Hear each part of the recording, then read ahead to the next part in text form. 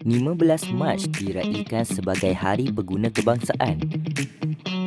Korang tahu apa 8 hak pengguna?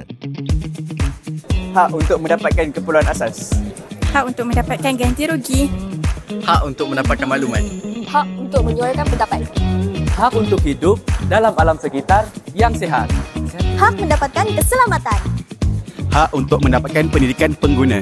Hak membuat pilihan. Okay, saya ingin mengucapkan selamat Hari Pengguna Kebangsaan 2025. Marilah bersama kita maknai tema sambutan Hari Pengguna Kebangsaan tahun 2025 ini, iaitu Semarak Konsumerisme. Selamat Hari Pengguna 2025. Selamat Hari Pengguna Semarak Konsumerisme.